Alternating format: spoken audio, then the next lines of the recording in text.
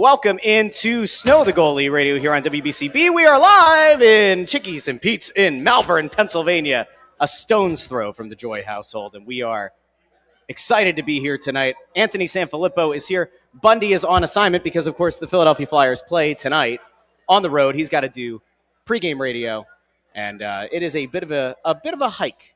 This one would have been tough for him to, well, not even tough. It would have been impossible for him to make it back in time to do pregame radio before the game tonight. So that's why we have no Bundy here. We were originally supposed to have Jason Martinez pop out. I had announced that the other night that he was going to join us tonight.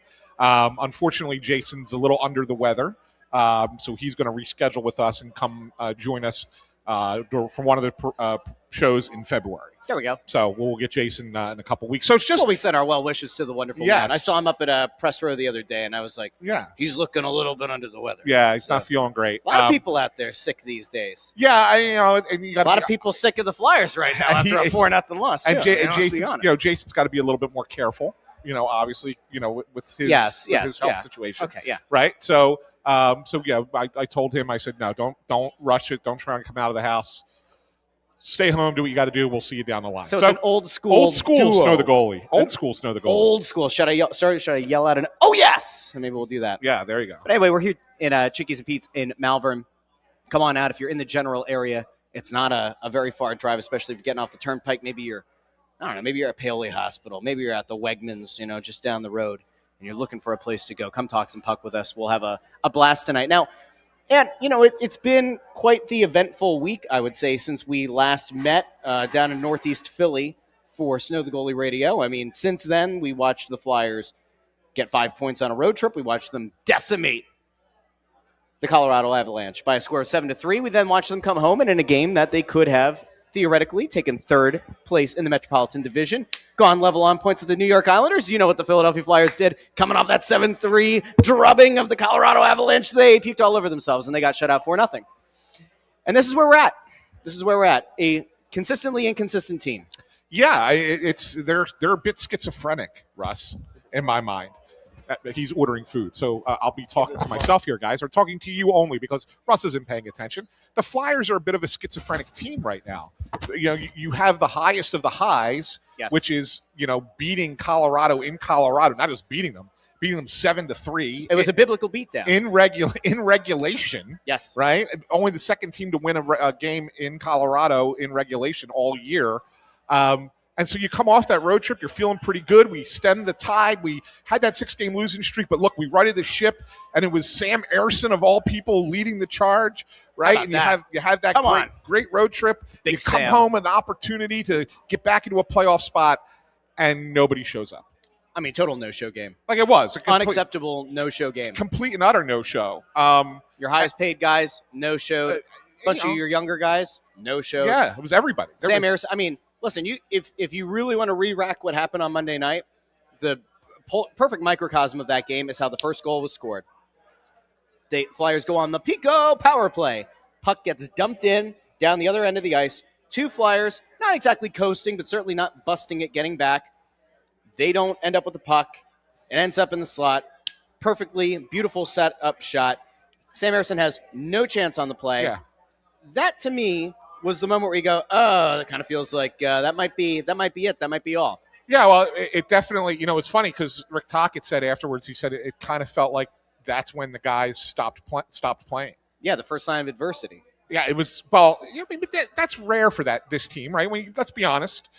This season. Yes, we've talked about it this season, how they've been a good come-from-behind team, but it was one of those situations where it was like, yeah, just everything went away at that point. Like all energy went away, like all the 50-50s.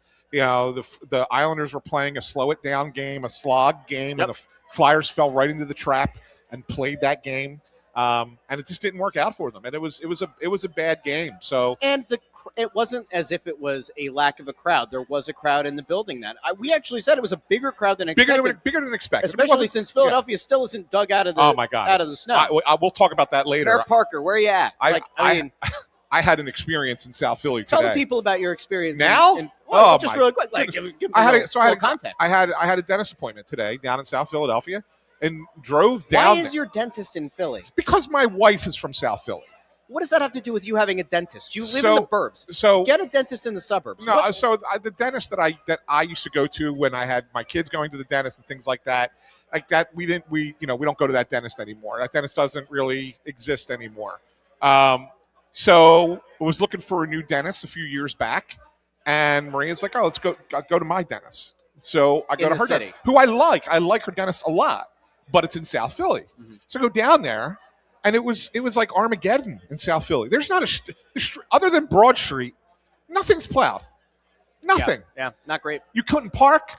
I mean, I drove around Methodist Hospital 10 times, couldn't find a parking spot. Finally, I parked in the middle of Broad Street. Like the middle of the street I parked.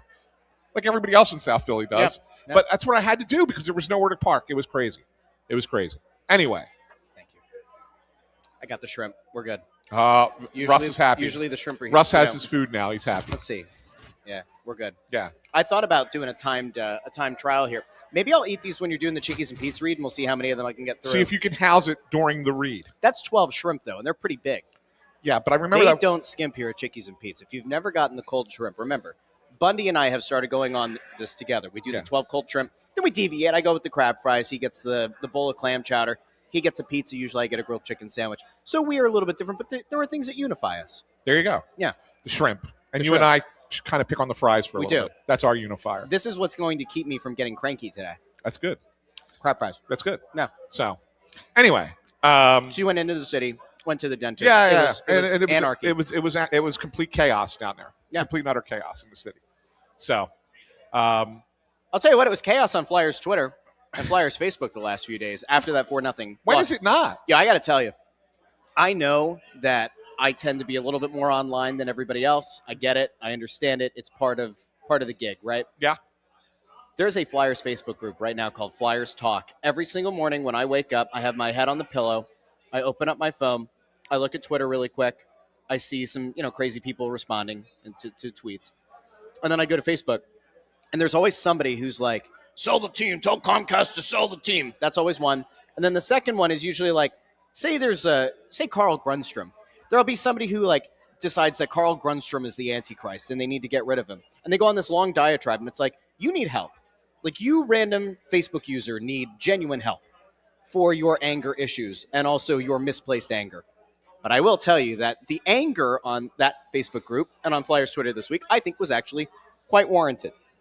Insofar as Monday was a no-show. And we could sit here, we could have a nice conversation about Owen Tippett's hat trick against the Avalanche. We could have a conversation about Matt Michkov's probably best and most impactful game last week. But Monday's loss was such a drubbing and such a pathetic performance that I think it effectively wiped everything away. It wiped all the goodwill away from what we saw on that road trip. Do you agree or do you disagree, Counsel? Yeah, I mean, absolutely wiped away because getting 5 out of 6 points on the road trip saved your season. Yeah. And then you had an opportunity to keep it going. And look, they're not going to win every game, right? Yep. I mean, we know this. But that was one that if you sit there and say, all right, this week, pick one game that you can lose. It wasn't the Islanders game. No. Right? That was the one you couldn't lose. Right. It was the least. It's a 4-point game. Well, I mean, tonight's a 4-point game too against Columbus. But it's not as important as the Islanders game was because your Islanders are a team you are chasing for a spot in the playoffs. So that game was the game. Yes. So that almost undid everything that you did well on the road trip.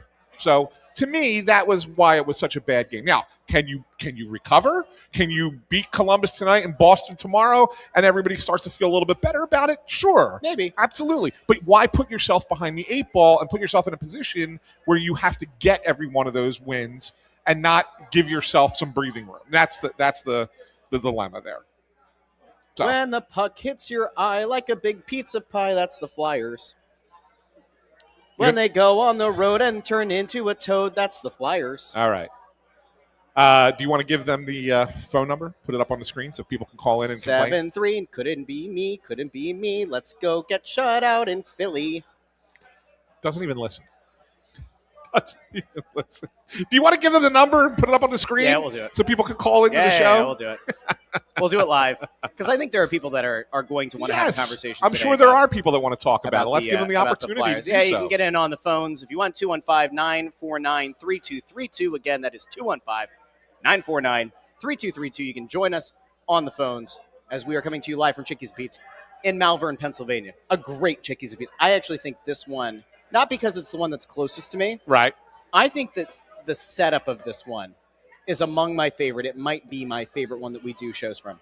It's spacious. It is. That's what I like about this one. Spacious. It's very spacious. The bar. It's a nice bar. It's a great bar. Good outside area as well. Yeah, for sure. It's a lovely spot. Nice wall of TVs. Who doesn't love a nice wall of TVs? All right, let's have a little conversation. Can we have a conversation? Can we be honest here? Okay. I'm going to posit something to you. Yeah. And I know that there's going to be a friction point. Yeah. I know that there will be. Yeah. But I'm prepared to go there. Okay. Dan Vladar came off injured reserve, right? He's off IR today. Yeah, he's playing tonight, which I don't understand, by the way. Yeah. Explain. Go ahead, elaborate. Was this what you were going to say? Well, this is part of it. Go ahead. Well, I guess I understand their thinking in that maybe that it's basically buying him extra days to say, play tonight, be off tomorrow, and then play Saturday. You get 2 days rest after your first game back from an injury. So I guess health-wise, I understand it. But you're kind of at a point where, because of the way you lost on Monday, where I sit there and say, isn't it more important to have him play against Boston tomorrow, who's the better team? I know Columbus is playing really good hockey right now, but wouldn't you rather him play against Boston than I think so. Than Columbus and give Ersson one more game tonight? And then I also think that, you think about Monday night.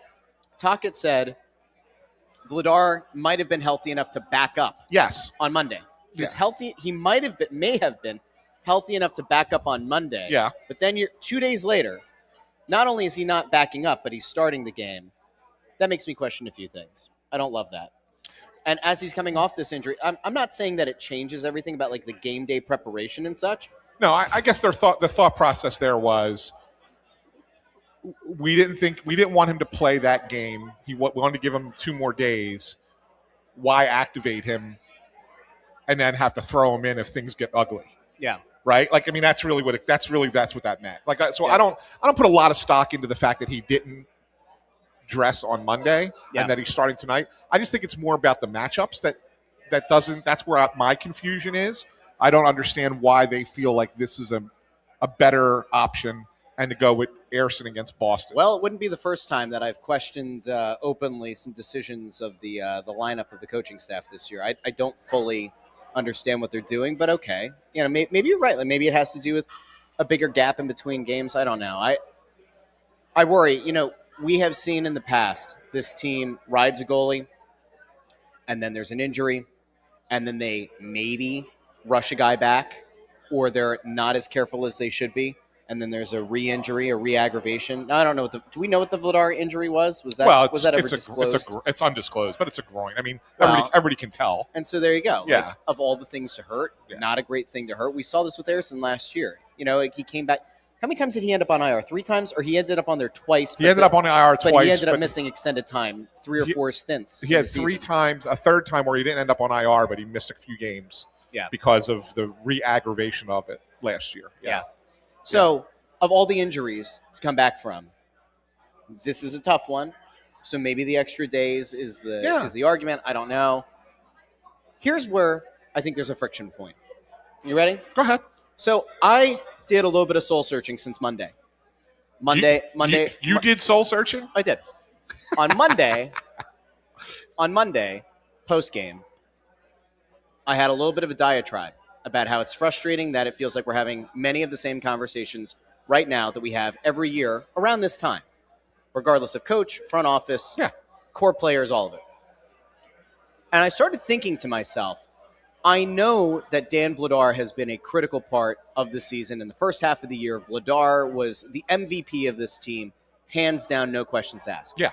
But what I've had to try to reconcile now is how much of Vladar playing significantly better than he ever has in his career, already playing more games this year than he's ever played in an entire NHL season, how much has he covered up for the deficiencies on this team?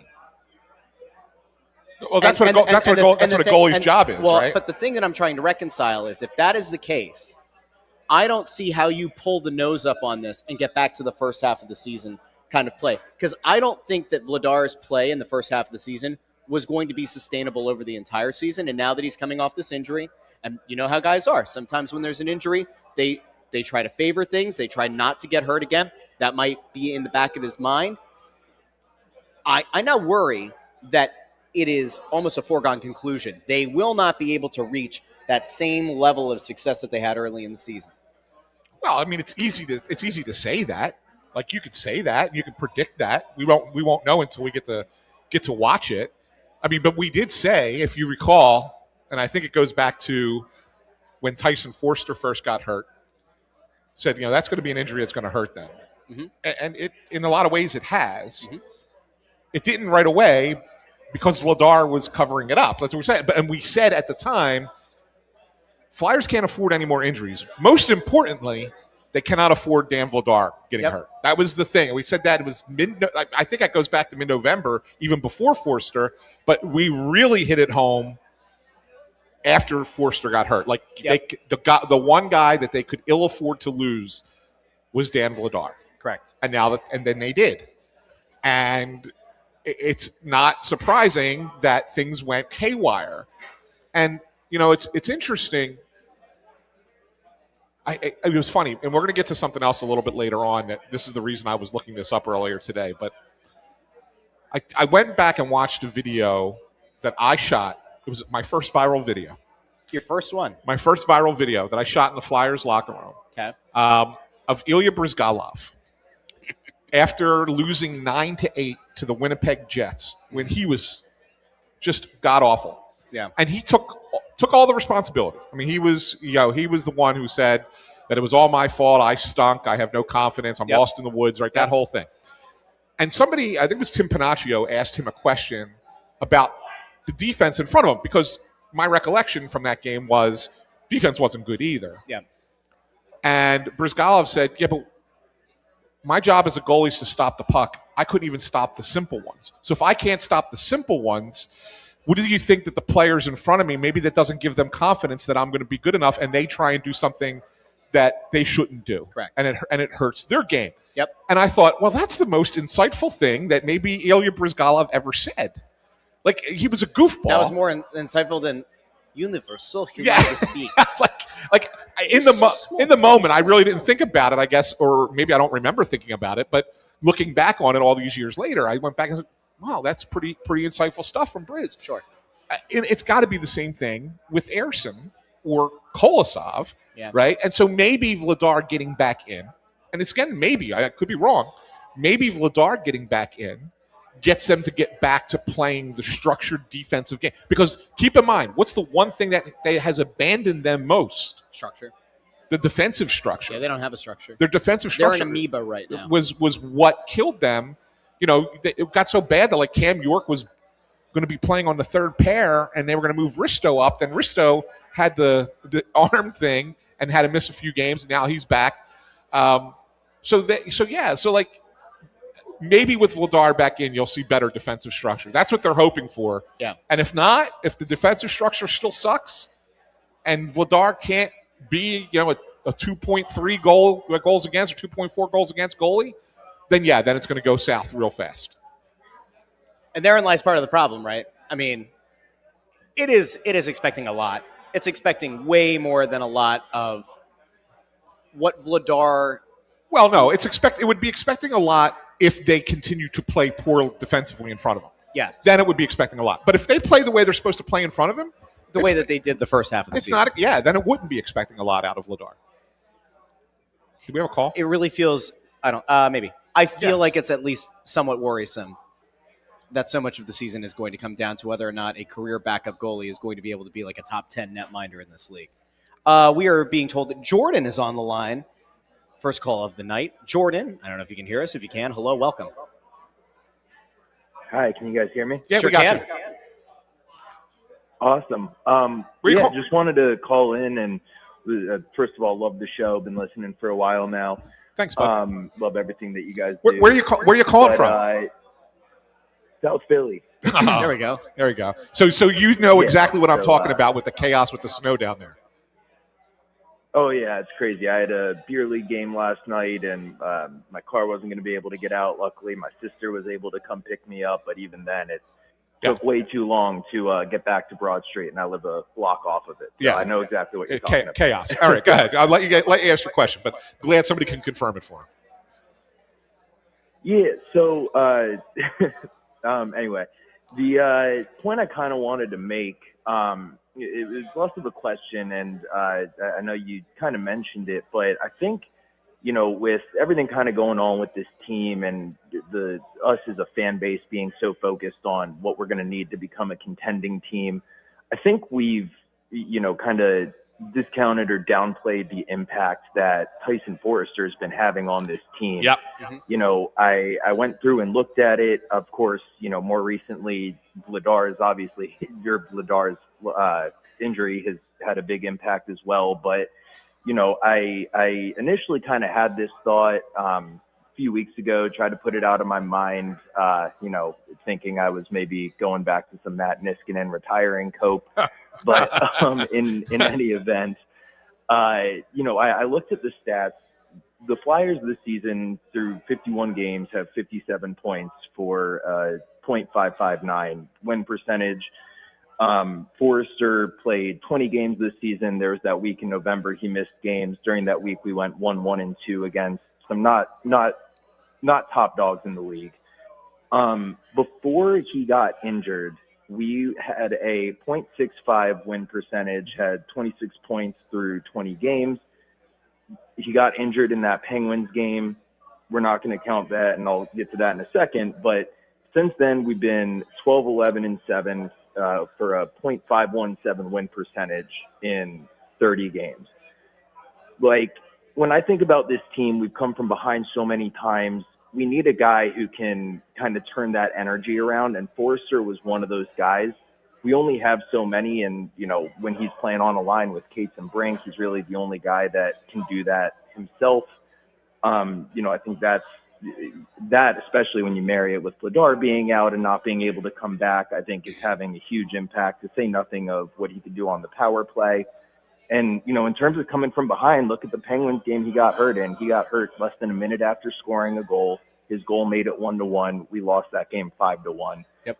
So, all this to say, not having a number one center, not having a number one D, certainly, big picture, huge issues. Our veterans not stepping up, certainly a big issue now and big picture. But,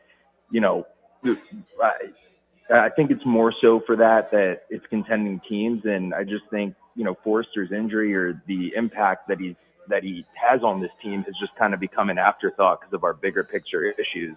Yeah. And I don't think it's gotten enough attention. No, thanks for calling. Yeah, thanks for calling, Jordan. That's a great call, and everything that he said is right. Well, I mean, it's spot on. Yeah, and it's just it's no secret that. And look, they weren't. Forster was the guy who seemed the most poised. He was on pace for a 40-goal season. Was he going to get there? Who knows?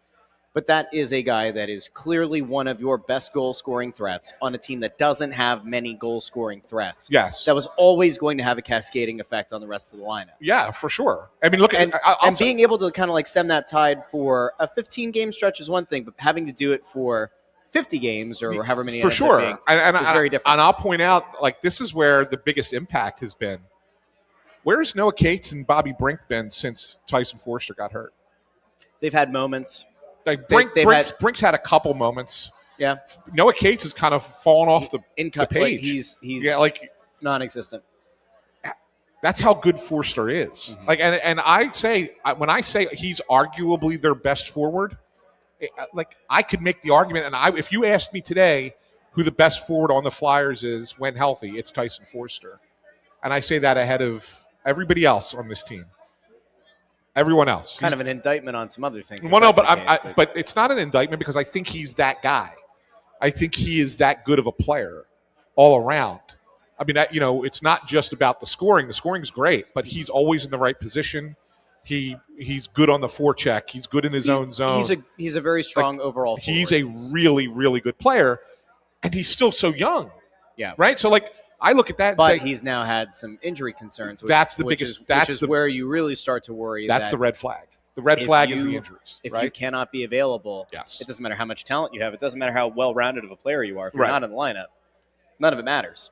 Yeah. Yeah. So, but that's why. And the nature of the injury, too, is also a concern because we've watched it's the shoulder, right? Well, this is the second time he's had that shoulder injury. And then he had the elbow infection. Yeah. Which was in different, moving around the arm a little bit. So you wonder, I mean, there's been no report, and I'm not reporting it, but you do wonder if there's a relation, if there's a correlation of some kind. Regardless, there have been injuries. 2 to the shoulders, not good. I mean, we've seen with Jamie Drysdale, too. I mean, that pretty much cost him a year of his career out west. Yeah. And then even last year, he took a shot into the boards, and he missed extended time. So shoulders aren't a great thing to miss time for. No. And here's the other factor to him being hurt. I'm not saying that the Flyers would have been open to trading him, right? But when you are in the midst of potential trade negotiations for somebody who could ultimately help this team short and long term, you know that he's one of the guys that would be targeted.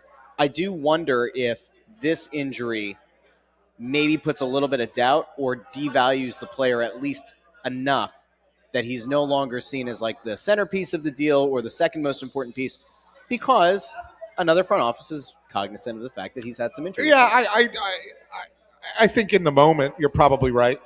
In the moment, but I think that if he can come back and he can have a healthy year next year, then do teams then look at him and say, then they're back in on him. Now we're back in, right? Yeah. So like I don't think it's a lost opportunity. I think it's like, let's wait and see if he can stay healthy. Then great, then that's a possibility down the line. I want to watch Martone play at this level. Yeah. On the same team with Forster, with Mishkov back at his actual level that he could be at. Then I think you might start to see where guys fit elsewhere on the roster, and then say maybe we can move one of them. Well, let me ask you the Martone question. And get the player that you're looking for. We have had this presumption much of the season. Flyers will be in contention for a playoff spot. We'll have an eye on the Michigan State season and their postseason. And there's a non-zero chance that Martone could end up getting a look with this team. And if they make the playoffs, they'd probably look to have Martone on that playoff roster. If they fall out of it, they probably don't burn the year. If they fall out of it, they probably don't burn the year. Did anybody make Porter Martone a promise that he's going to play at the end of the season? No. I mean, you can't do that because he's in college. Yeah. You can't do that.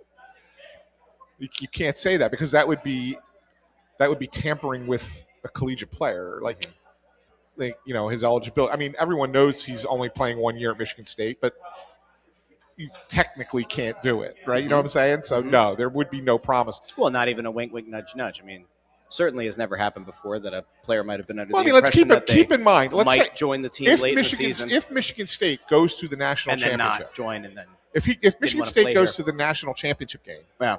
There are only 2 Flyers games after that. Yeah. Only 2. Yep. So if you're out of it, I mean, there's no reason to make them play those 2 games. Burn a year. For what purpose? Right? The Gauthier principle. Okay. I'm just saying. Yeah. It is wild how different the conversation is from where we were like 3 weeks ago. Well, I mean, again, this is what happens when you go to a tailspin. Well, you don't. Well, yes, but you also don't have the depth, right? I mean, look, he's not a big player. He's not an impactful player. But have you noticed how much the fourth line has struggled with Rodrigo Abels out of the lineup? Yep. Like, I mean, I'm just saying that line was going well. It was, and remember, there was a conversation about are they going to try to go out and get a veteran to replace him?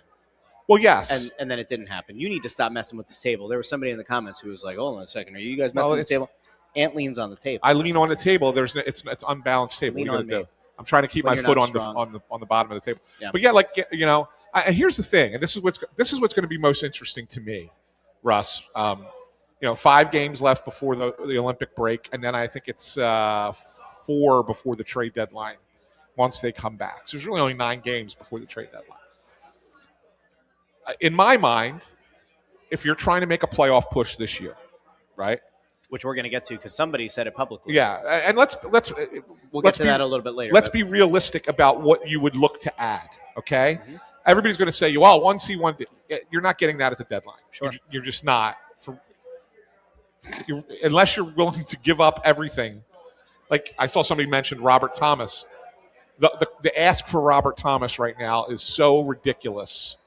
Sure, that there's not a team that would pay it. I promise you that. Now, could that number could that price come down and change things before the deadline? Of course it can. But in the moment, no shot. But what would you realistically need to really go at it? You need a middle intervention. A middle six center. Okay. A left. You laugh. I'm just saying, what's going to be available at the deadline? No, I laugh because middle six center is part of the rationale for the 5-year deal to Christian Dvorak was that there are no centers available and the price for centers is going to be astronomical in the trade market. Yeah. So I don't even think it's a feasible thing. Well, no, it's not feasible if you're talking about rentals. Like, you're not doing it for a rental. Yeah. They're not going to. I'll be as blunt as I can be. They're not trading for a rental player. Correct. So if you're making a trade, you're trading for a guy who's got term and can be part of this team beyond this year. Term. Right. I mean, the only way you're trading for a rental is if you're getting like the Eric Johnson types, where you're trading a late draft pick for a guy, whatever, to help the team. That's it. But as far as like impact, you would try and get a middle six center. You would try and get another left-handed defenseman because, as we talked about, Emil Andre has been a disappointment, right? And so you need somebody to play on the left side with Risto to make that line, that pairing good. And you need a backup goalie, right? Well, you do. I'm just saying. You just need These are the three. These are the three of the hardest commodities to find on the trade market. So I don't think they're the hardest commodities to find on the trade Center market. is going to be hard. Center is harder, but the other two not so much. But the point is that you need those three things. If you're Danny Briere, are you giving up assets, even if you're like right there in the race, for all three things? Or do you just say, boys, go out and do it? If you get in, great. If you don't, then we reassess in the offseason with what we have as our assets and then try and make the moves that we need to make then. Because to be fair, he had a good offseason last year. He did. Right? So if he has a similar type of offseason again, then your team's even better. And that's not saying that you're punting on making the playoffs, because I don't think they are. But I think that you are being a little bit more judicious now about it than maybe you would have been had Forster not gotten hurt, had Vladar not gotten hurt. Sure, I think it's a totally different conversation, because then you're in a position of strength where it does seem like a greater chance than not you will be in the playoffs. Whereas right now, they're going to need mid to high 90 point probably to make it in. That's a lot of wins you have to rack up and a lot of loser points potentially. Yeah.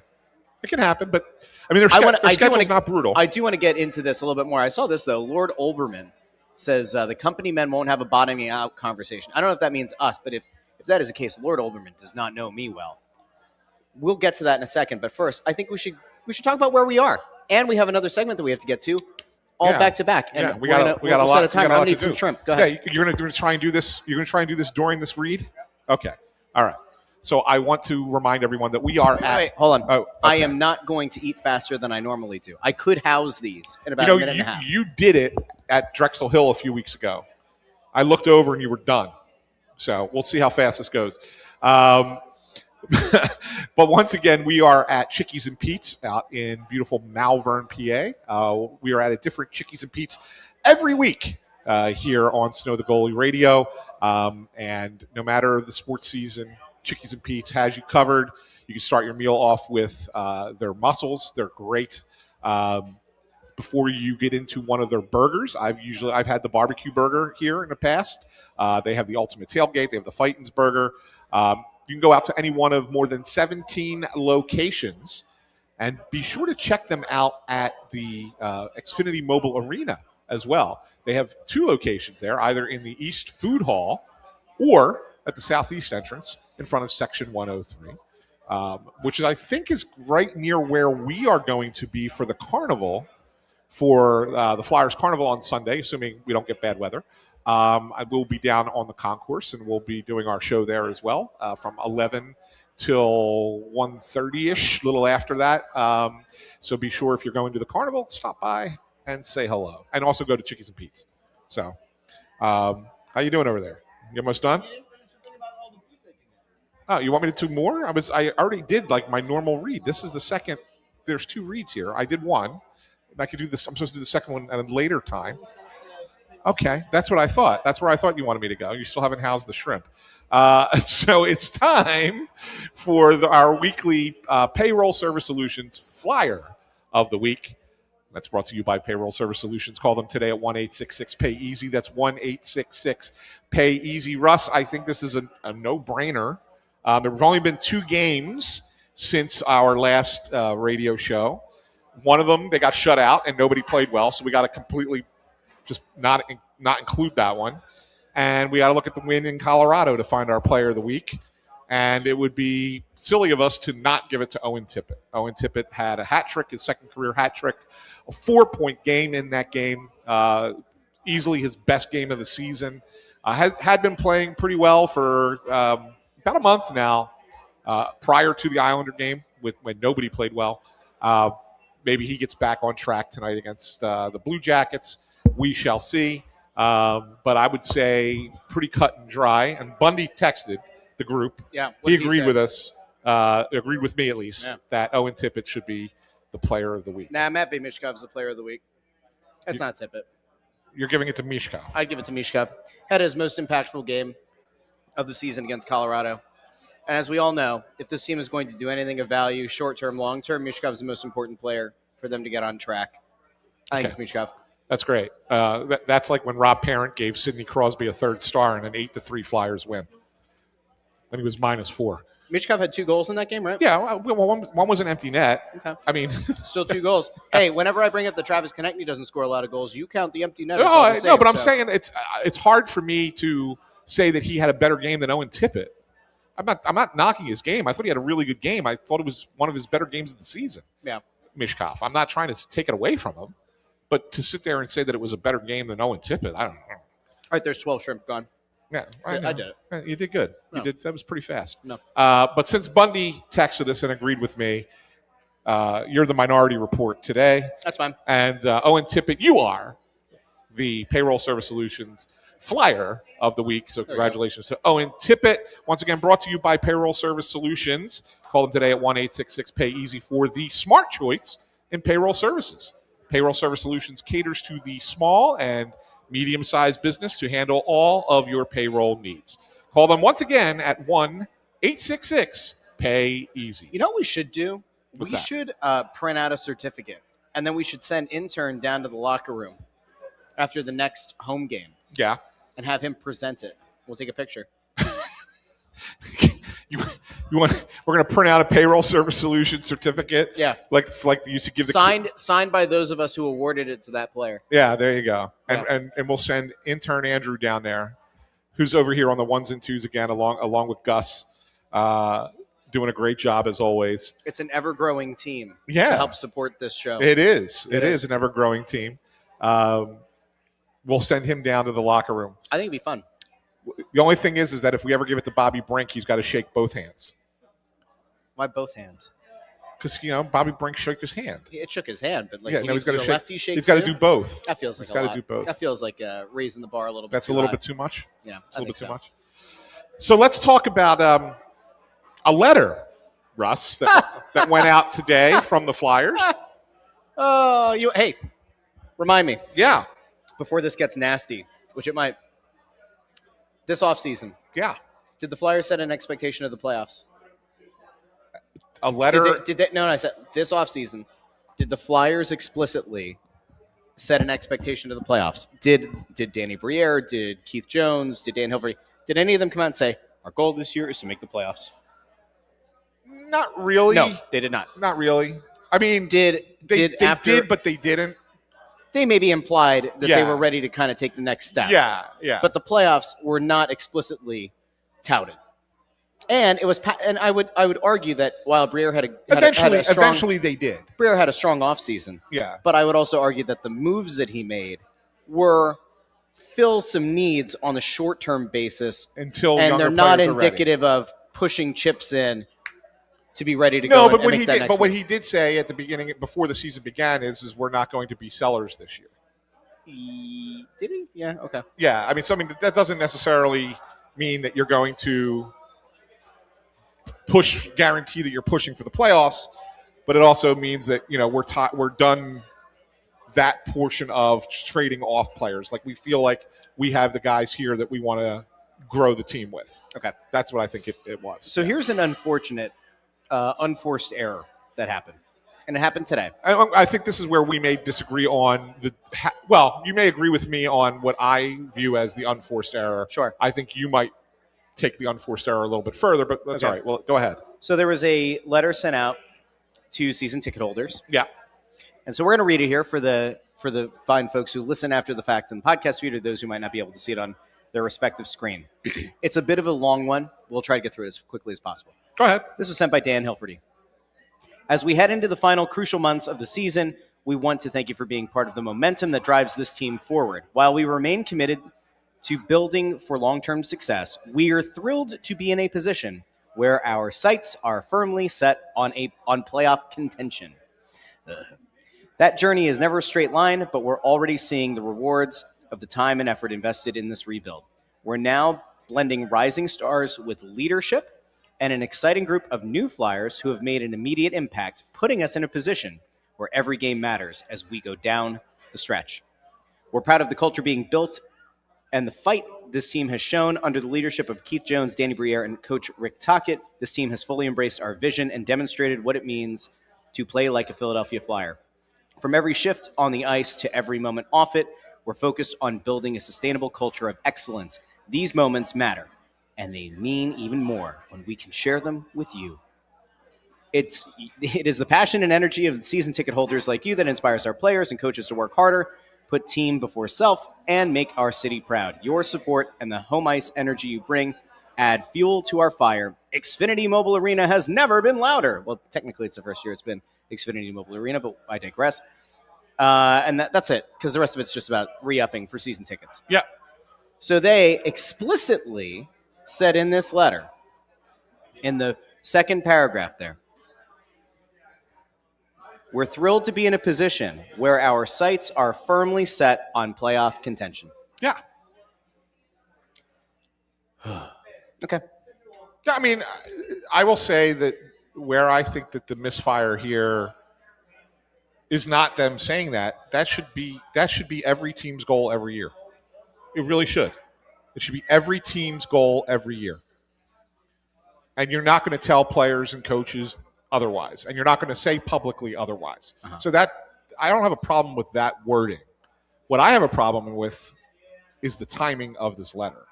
Uh-huh. And I'm certain that the Flyers are going to come out and say, well, look, we have it all mapped out.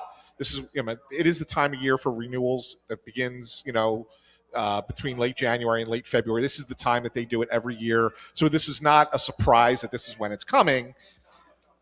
But you can pivot the day that you release it, right? And you coming off of a 4-0 home loss to the Islanders, to me, where you showed no fight, no heart, to me is not the game. Where brick by brick is what people wanted to get whacked in the face with. Well, that's not to me. That's coming off that game. That's not the game to put it out, right? No. If you put it out before that game, coming off of the road trip where you just got 5 points, you just beat the Colorado Avalanche, I'm like, okay, I'm fine. I'm all right with it. No complaints. Yeah. Mm-hmm. Losing that game Monday, I would have waited and see how they perform tonight, and then maybe put it out tomorrow. Now, I know you can't wait too long. Sure. You have to get the renewal started. I understand that. But you still should build in your plan the flexibility to identify the right moment to put that letter out. Okay. Right? And I think that's where I think they missed it a little bit. Yeah. Right? Is that fair to say? I mean, I think the timing was bad. I think that any excuse that like, oh, this was just on our roadmap, this was on our our calendar. I'm sure it was. Read the room. Read the room. I'm People sure get paid. People get paid money to do PR, to work in communications, to do all this kind of stuff. Somebody's got to catch it. Yeah. Somebody's got to read the room. You have to see how. Look at the reaction to Monday's loss. Today was not the day. I will tell you that I think, and I'm sure there might be some teams in sports that do this. I don't know of anybody who's got this official title, but there should be someone within their marketing department, and not just the Flyers, but every team, because I think other teams hit the same problem all the time too. There should be somebody in the marketing department who understands what you say, reading the room, understands the feeling, the vibe that's out there at the moment, who understands what the media is focused on at the moment, and knows how to advise the leadership of the organization. And I don't just mean the hockey operations; I mean the business operations, right? Everybody, and say to them, "Here's my take on it. You could choose not to listen to me if you don't want to, but at least consider what I'm saying to you." And I know that they do. I've worked there. I know that they do market research studies. I know that they have all this data, and they probably overdo it, and every team does. Again, like every team probably overdoes it a little bit. But it's really, we are now in an era where it's you got to understand that people live in the moment and don't necessarily live in the whole grandiose thing, grandiose operation.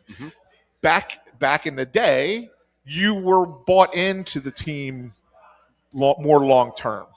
Nowadays, it's not. It's all about. Yeah, this isn't hard. I don't know. It's all about you're trying to like really make this like a softer kind of thing. This is like inexcusable. It's not complicated. You have your. I mean, it's not though. Like, ask. So here, you don't have to agree with me. Ask the people who are in the comments here, right? Many of whom will spend money this season to come out and see this team. Yeah. Many of whom may pay for season tickets. Yeah. Ask them if they felt like this was a.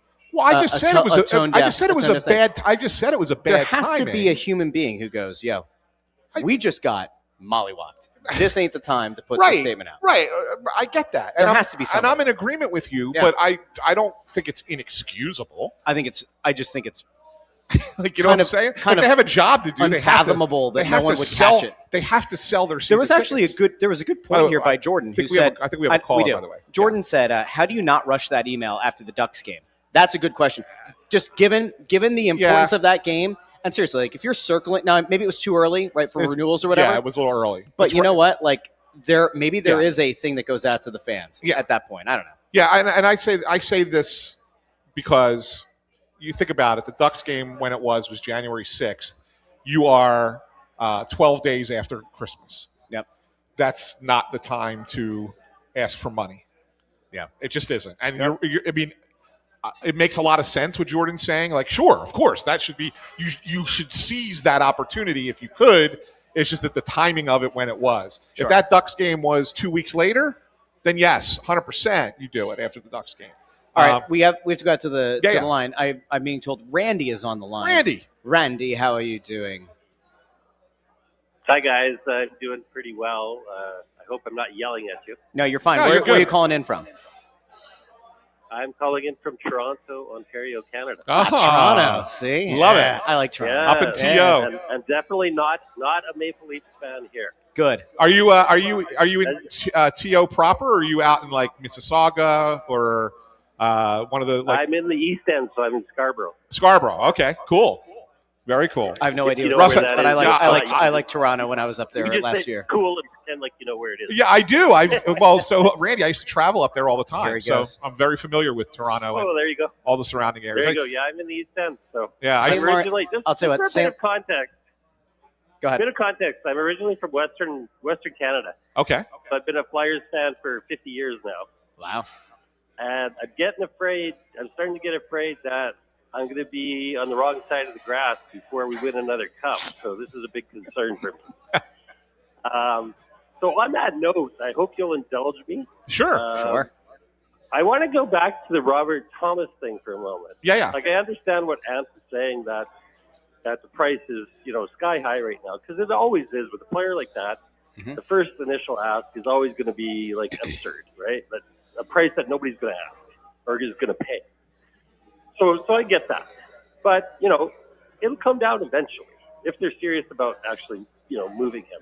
That's the big question, Randy. Like there are people. Yeah, for sure. And I mean, from a Flyers fan perspective, he's perfect, right? He's 26 years old.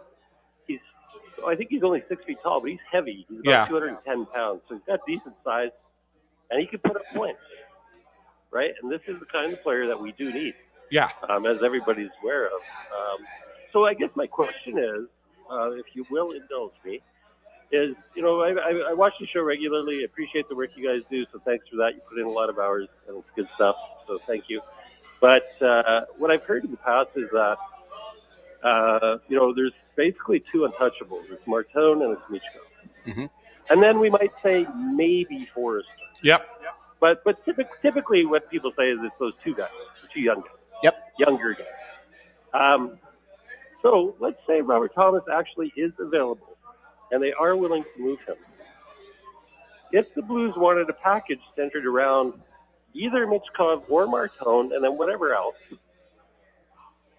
does one of them then become untouchable if there's actually a deal to be made? Is it wrong that I don't understand the hype Would you here? move one of those guys? I wouldn't. So I wouldn't for Robert Thomas. Here's the great question, right? And thank you for calling, by the way. Yeah, thank you very much for the call, Randy. Here's the great question that I have. Would in any trade, I don't care who the player is that you're getting, mm-hmm. top line center, number one defenseman, whoever it would be. Would the fan base be okay with trading Matvei Michkov? No. Right. So it doesn't like the only time this fan base I think could have stomached it would have been for Quinn Hughes, but it also would have been contingent on the contract, right? Because otherwise you have the Flyers fan base Correct. flipping their lids that you traded the franchise guy or what they perceive to be the franchise guy. Right.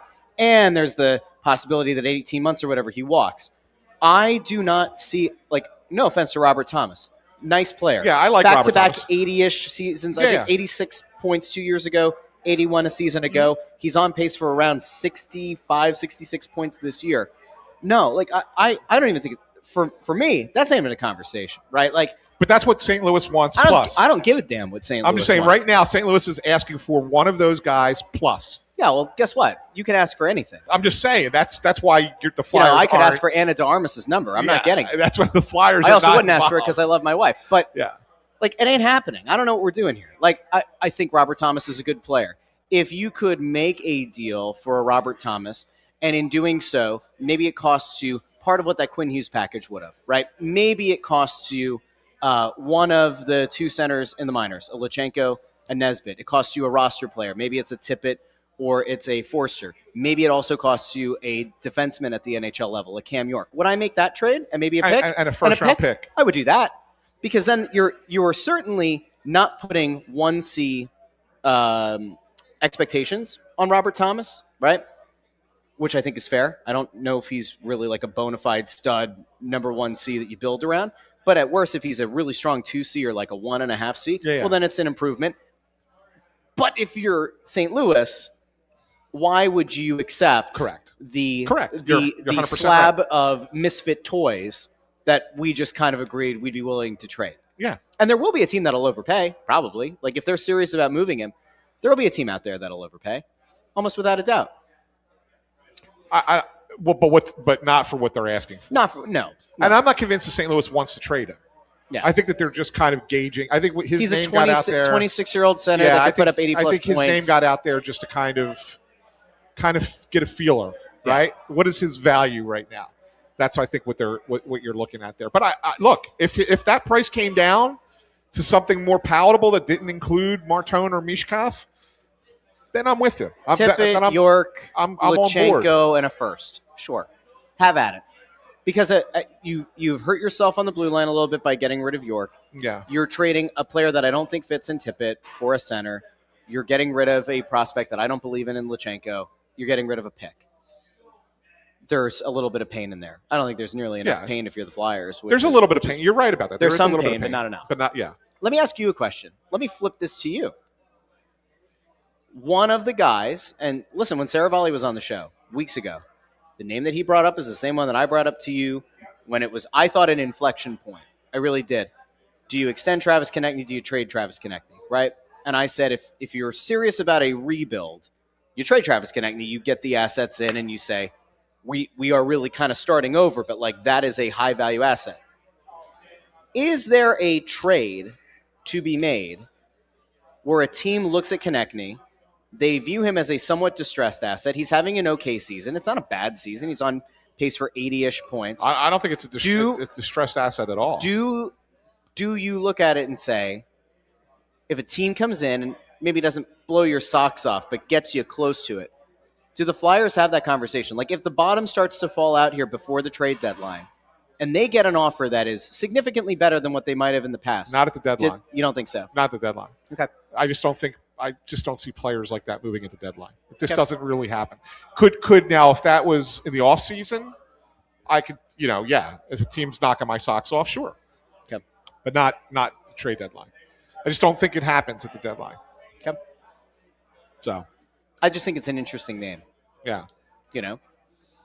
Well, I mean, certainly is an interesting name. By the way, speaking of interesting names, there was somebody over in the comments, and I wanted to give a shout out here real quick. Yeah. And I hope I can find it in enough time here before we go off the air.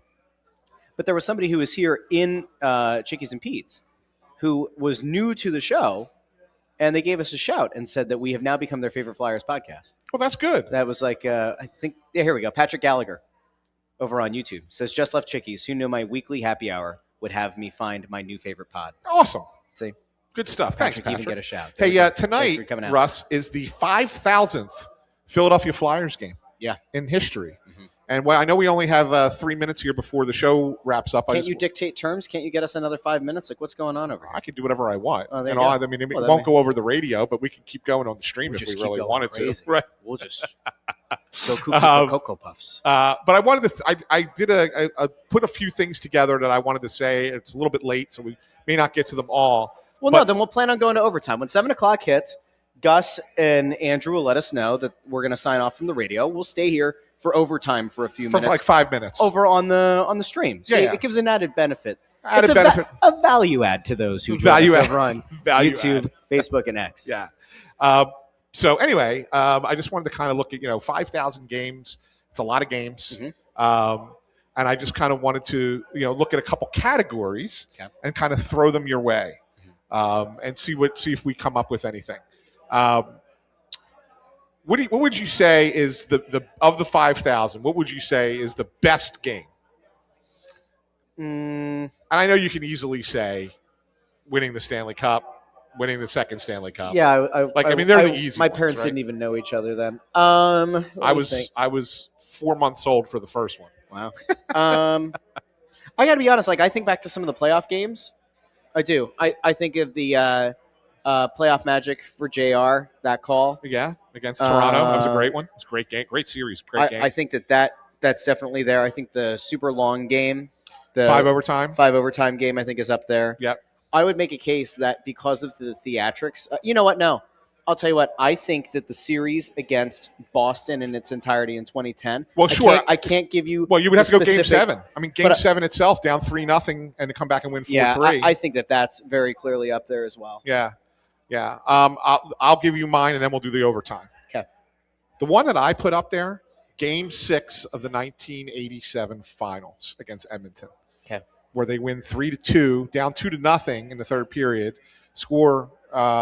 Or in the second period, score 1 in the second, 2 in the third, and then at the end of the last 5 minutes, Edmonton gives you all they have, and Hextall makes save after save after save.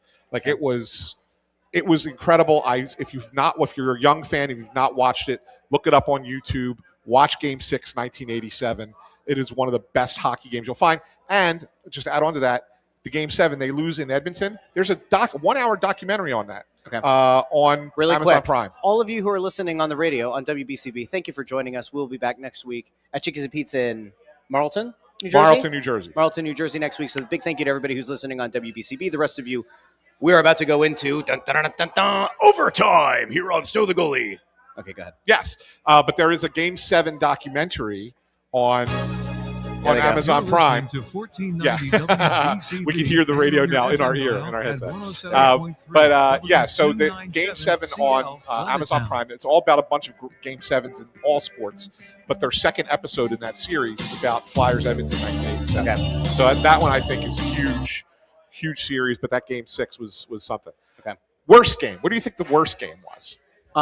Anytime that how about I want to say Monday, January 26th, 2026, the Flyers lost a 4-0 game, what turned out to be a 4-point game against the New York. Well, so there was a couple that I thought about. You know what it was? The Rangers game 3 years ago, right? It was the Rangers game when the Rangers fans took over the Wells Fargo was pretty Center. bad. Yeah, that was pretty bad. And we looked around and we're like, they have lost the plot. The organization, the people who were in charge at that point. That's fair. Lost the plot. That's a good one. And you have a New York fan base that was like unbelievably outnumbered. Yeah, that's a good one. Flyers fans. I will tell you that some that I thought of. I thought about getting eliminated in the playoffs by Buffalo in 2001 when they lost 8-0. I thought that one was pretty bad.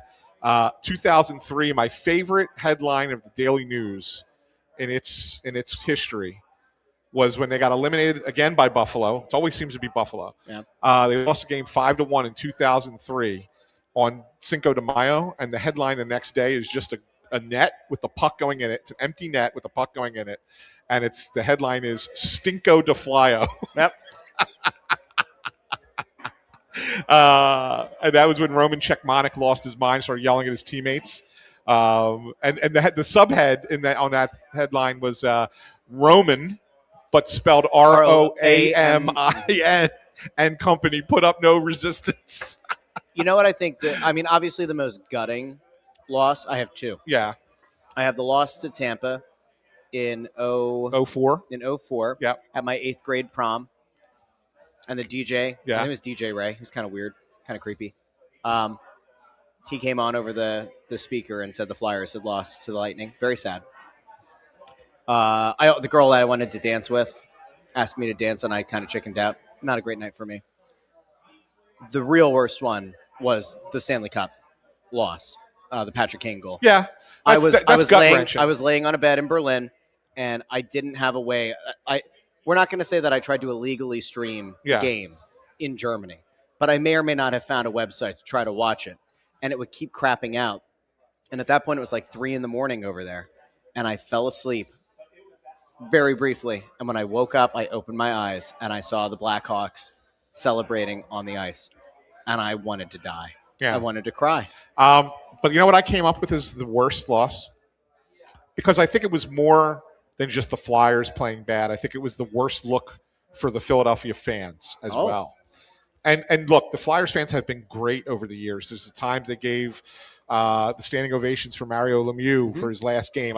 Really, Flyers fans are sensational. But the one time that they weren't, and I think this kind of coincides with as poor as the game was on the ice, was when they lost in 2016 to the Washington Capitals, and the bracelets get thrown onto the LED bracelets get thrown onto the ice. When you have Lou Nolan going over the loudspeaker, show some class. Yeah, like that's when it's gone too far. And I think so. Like to me, that was the worst game. That was the worst game. We talked about this one on the phone before the show, so I'm going to let you kind of take it. It's really kind of a good way. Best individual performance by an opponent. Mika Zibanejad. Yeah. Zibanejad had a 6-point game. Yeah. 3 goals. 3 assists. 3 assists.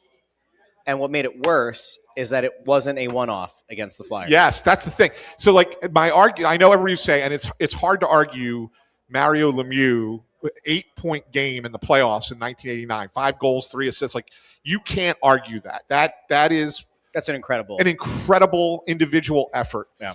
But it was a wild game. It was 10-7. It was in an era when offense was all over the place. So, as great as that was, Zibanejad 3-3 say, okay, that's a great game, but it's all right. It's a regular season game, except that he did the same thing a week earlier in New York. Yep. So it was twice in 6 days or 7 days that he put up 6 points against the Flyers. I said today to someone, The only thing I can think of in sports that matches that is Johnny Vandermeer throwing back-to-back no-hitters in 1938 in baseball. Oh, I remember me. Well, no, but I'm just saying, like, that's how rare Oh, yes. back-to-back 6-point games against the same team, right? I think about it. I remember my father looked at It's me. not about. I don't remember it. The world Obviously, was in it's black and it's, white. It's knowing about the history of the We game. drank the hot dog water. We didn't have money for the bottled water. We would eat the hot dog. We drank the water. Favorite regular season game? I bet we have the same one. No, I'm going to let you do it. Go ahead. March 5th, 2004. Yes. Flyers, Senators. The brawl for The all. brawl. I mean, incredible. 419 penalty minutes in the game. I think it was 13 players ejected from there or something like that. Yep. It was just, and then even afterwards, it gets even better. So all that stuff happens on the ice with all the fighting. And the story behind that is they had played a week earlier in Ottawa. Yep. And Martin Havlat had swung his stick at Mark Recchi's head. All right. And the Flyers were pissed. Mm-hmm. And so they were up 5-2 in the third period of this game, 2 minutes to go. And they're waiting for Havlat to come on the ice because they're going to give him his, retribution. Yep. And Jacques Martin, the coach of the Ottawa Senators, wouldn't put him out. And so they started fighting everybody else. And Hitch just kept sending one guy after another. And it was a fight every 2 seconds. And they kept yelling over to the bench. And then finally he sends Havlat on to serve a penalty. Yep. So he doesn't even play. So he's in the penalty box. So after the game's over, there's up in the press box, you get on the elevator and go down to go do the interviews. They hold the elevator. We can't get on because Clark's going down. He leaves the box, and he is fuming. He gets on that elevator. We follow him down. We go over. He rushes to the Ottawa locker room. Now, he doesn't get in. He's out in the hallway, and there's some people holding him back. But he's screaming for Jacques Martin to come out of the Ottawa locker room to yell at him. And Martin won't come out, and he finally calls him a gutless puke, among other things. But that was the thing that I remember the most, was he called him a gutless puke.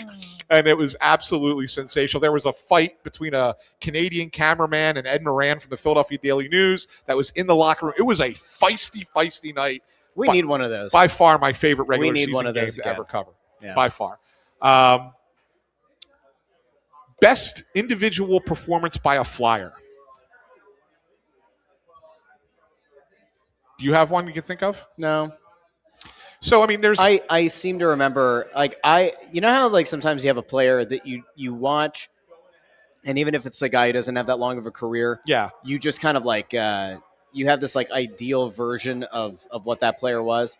I will always look at the Jágr year, and I will always look at the Forsberg tenure, as those guys did magical things. And I don't even know if I look back at the box score, if it was as magical as it felt, but when those two guys played here, I feel like Forsberg, the start to that 05-06 season, I think he had 45 points in 20 games or something. Insane. It was something insane. It was something he was so incredible at that point. The one that I picked, and it's not a game where somebody put up a ton of points. I mean, you can look. Tom Bladen has a team record, 8 points in a game. I know Lindros had a 7-point game in Ottawa. Rick McLeish had a 7-point game. You can look at those and say, okay, yeah, those, because if you're counting based on counting stats. The game that impressed me the most was going back to the Tampa series in 2004. Keith Primo in Game 6 was one of the most, and he did it with a concussion. He did. One of the most unconscious games I've ever seen a player have, and he was so good. And the sad thing from that is they lose Game 7. He only had 9 more games in his career because of that concussion that he was playing with in 04. Primo, oddly enough, doesn't get the kind of respect that he should as an all-time Flyer. Well, you got to remember, he's the guy. He's a guy that kind of became the captain after Lindros, really. I mean, I know Desjardins was kind of in there in between, but really it was. I think Primo deserves a lot more love. Yeah, and I think it was kind of a tough spot for him to be in. Yeah. When that happened, so that's probably why he doesn't get the respect. But that was mine for best individual performance. Is this by the last Flyer. one now? I have 2 more. Oh my god. Best performance by a goalie. I'm going to give it to Ilya Brizgalov in the scrum, where he talked about many things, including humongous. So obviously, you could once again go Bernie in either of the cup clinchers. He pitches a shutout in both of them, right? And then there was actually a game Bernie had in the playoffs in '68, the first year of existence. Get this, Russ. He stopped 62 of 63 shots in an overtime game. But Bernie was, only the Lord saves more than Bernie Perrine. Like that, you could pick any number of Bernie games. I got to go with Bush in the 5 overtime game against Penguins. 57 saves out of 58 shots. I mean, you in essence played 3 games in one night as a goalie. It's one thing to be a skater, right, and play in all those games, but you're a goalie in full pads on the ice for that whole time, and you only gave up 1 goal. Yeah. Right? I mean, Ron Tugnutt had a great game for the Penguins too, but I think that Bush's game, that one to me stands out. And the last one, this is fun, best post-game interview.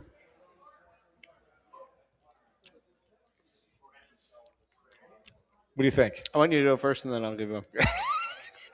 I could have gone with any number of Hitch post-game interviews because he was great. There was one time he walked off without taking a question. Yeah. He came and stood at the podium for 3 seconds and walked away. I thought that was funny. There was one time where people may remember they're playing a game against the Penguins, and Max Talbot was on the Penguins at the time and shot a puck from his own blue line, and it got past Antero Niittymaki into the net.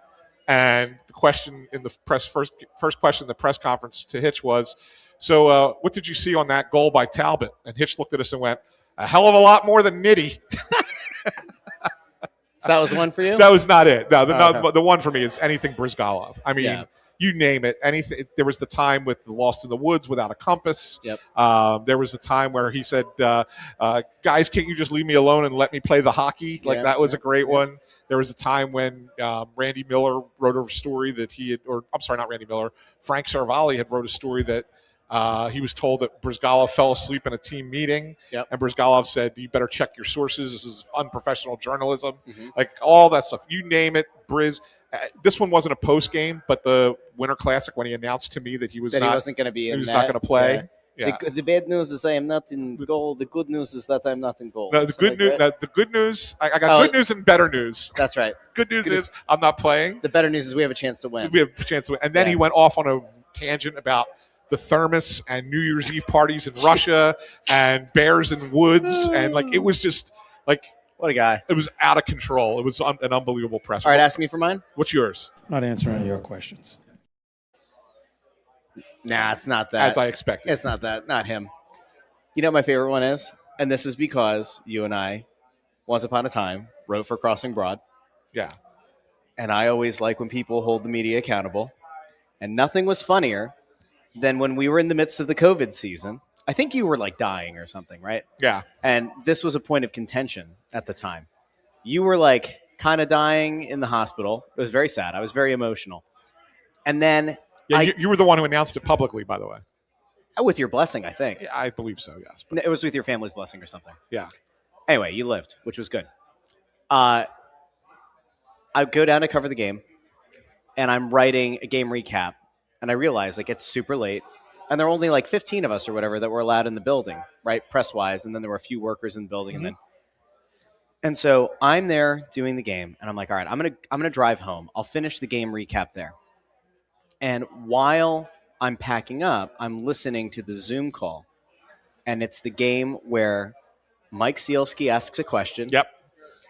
And Jake Voracek says, it doesn't matter what I say. You're going to go write your bleeping bleep anyway. I wasn't even going to answer you. You're such a weasel. Yeah. That led to a whole big thing, right? That eventually led to, I think, Mike Sealski calling to complain because I said something about lying, or there was something about a tweet and there was a headline and all this wonderful stuff. That to me was quintessential. There's a player who is fed up, and because of everything that was going on in the world, had no filter left, and it was a wild moment, and we haven't seen it since. Yeah. I can still remember getting that text from Sealski. Ant, how you feeling? Hope you're doing better. What's up with your boy Russ? Yep. Well, Voracek didn't like Sealski because Sealski wrote the thing about how apparently Voracek laughed or whatever when Vigneault was saying something to the press. Exactly. And then he kind of doubled down on it. He put a tweet. I mean, listen, I kept receipts. This is the thing. You don't want to mess with me. When it comes to the interwebs and the things that you put out there, I will keep the receipts. Yeah.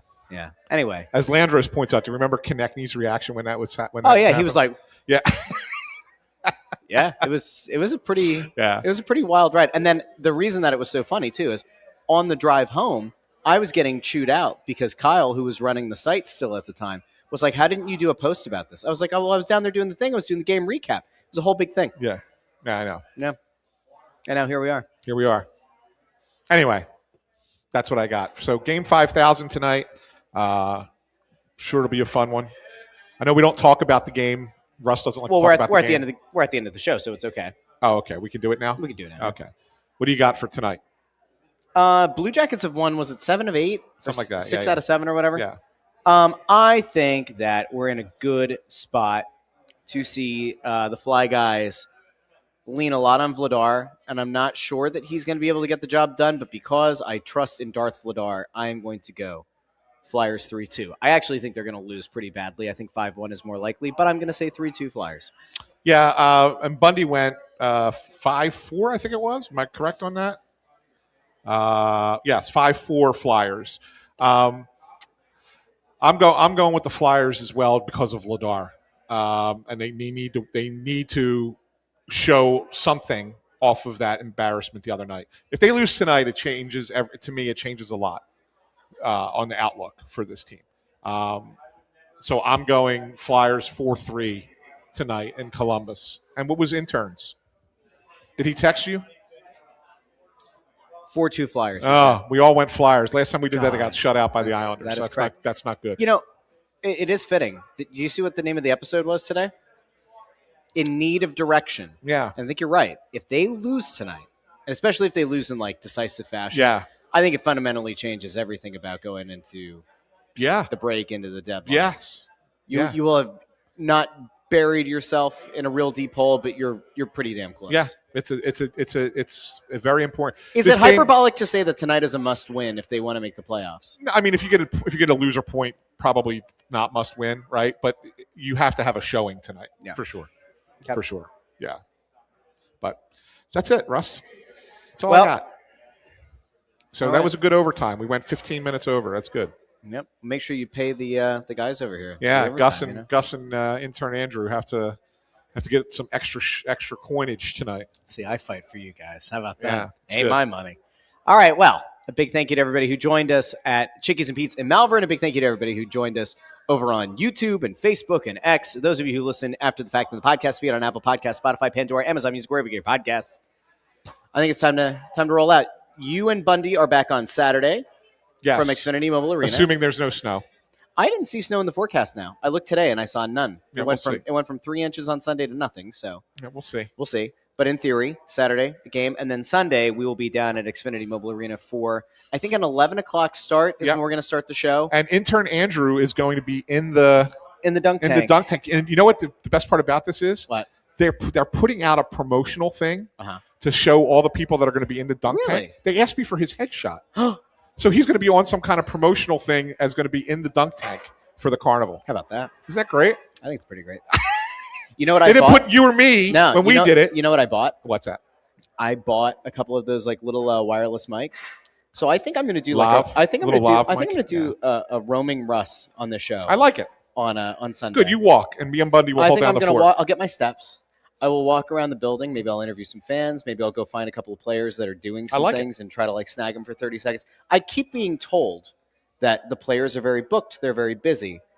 But nobody said that I can't follow them from activity to activity. So I may just hijack the entire event and go find some players and pick their brains for 30 seconds at a time. You just never know. Yeah.